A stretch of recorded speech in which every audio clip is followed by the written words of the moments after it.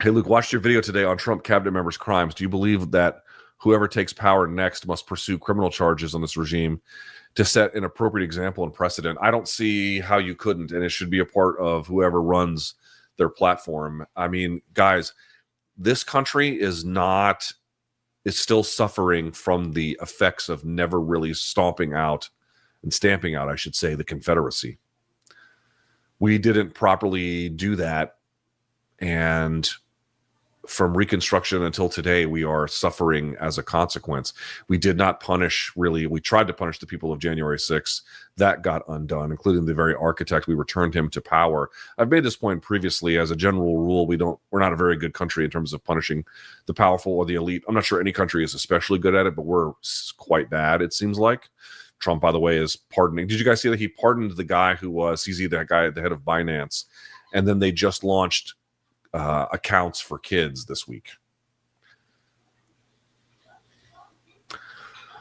In any event, getting to the question here, I watched Obama take power after the Iraq War and inherited this economy in 2008. That was a disaster, and they found a way out of that wilderness, but they inherited all of this stuff from George Bush. Watching Obama not prosecute the people who led us to war, who got 5,000 Americans killed, who got 1 million or more Iraqis killed, who destabilized the Middle East, who gave life to ISIS, and the downstream effects of everything involved with the misadventures of Jerry Bremer and Paul Wolfowitz and Dick Cheney and George Bush and Donald Rumsfeld, watching the absolute human and moral catastrophe that was that.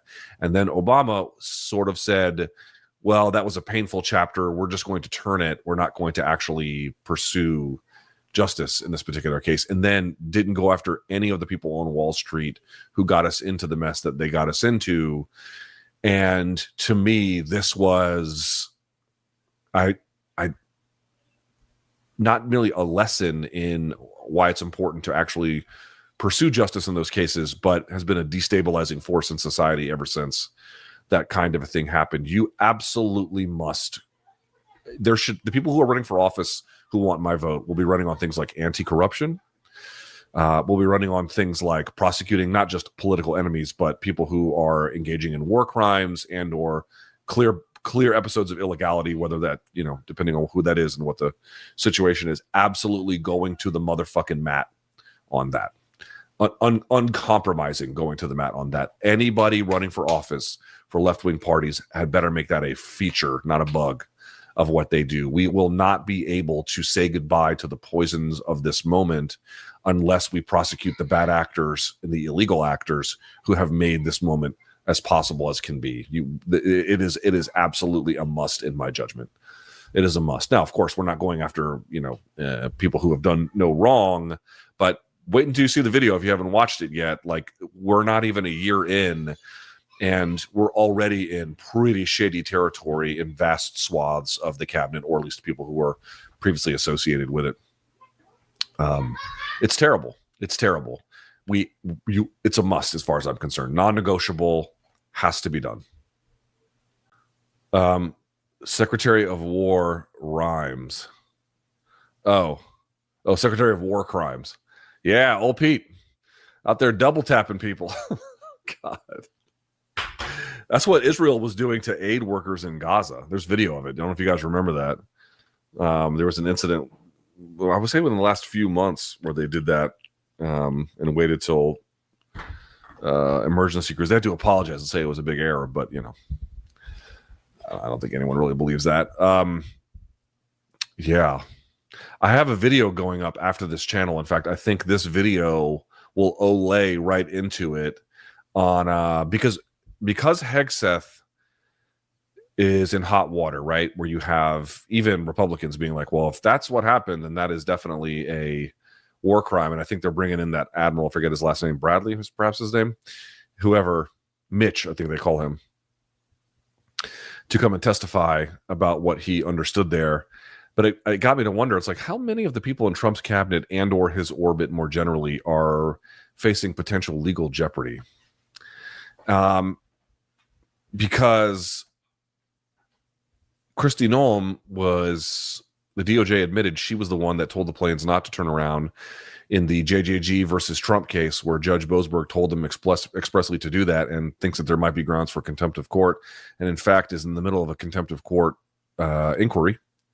So there's that. Then Pam Bondi, who is related to that and also complained, issued a formal complaint about that. And then there's the whole Lindsay Halligan case, so you can put her in there. Elon is not a member of the cabinet, but Doge almost certainly engaged in illegality, both around data privacy as well as Article 1 issues to, just basically deleting entire agencies in an illegal manner. That's a part of it. And then you got Hegseth too. It's and that's not even half of it. Like, it's like a fair amount of them. Maybe nothing happens. Maybe they all get pardoned. Maybe there is, Trump's president for the next 10 years, because who the fuck knows? And maybe he's not. And maybe the next set of people who come into power don't even bother pursuing it. There's ways in which nothing happens, but the conversation around some of these people is changing pretty quickly. Did you see the New York Times piece on Homeland Security agents being misused for immigration? It's not just them. FBI agents have been pulled off of actual human trafficking cases to go after dishwashers and motherfucking day laborers. This will have catastrophic effects on national security, all for Stephen Miller's warped agenda. Yes. I've been trying to. I see. I don't know if it's just online spaces or, because if you look at polling, immigrants still poll real well for the vast majority of the American electorate.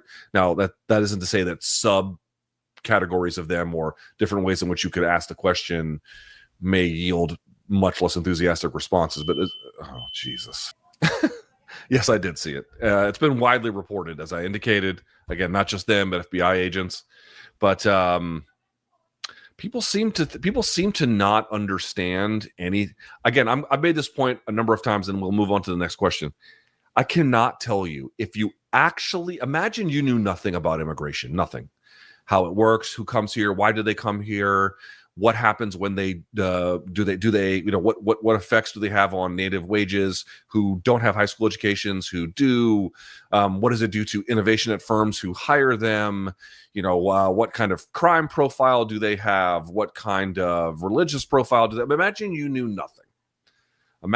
nothing and you started with, okay, let's cobble together the best evidence that we can possibly cobble together and try to come to an understanding of just how immigration works, what the effects are, what it means, right?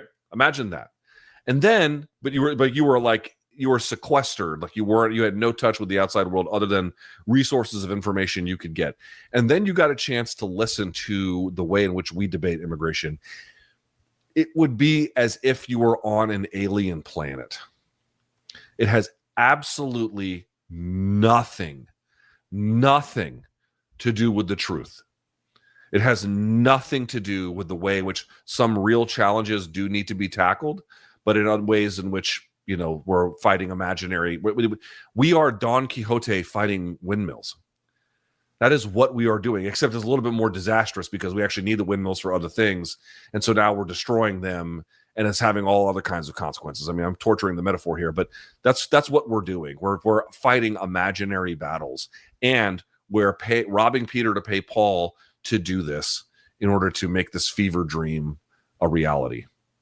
It's going to devastate this country, and it's going to be electoral poison for the people who push it for as long as they do.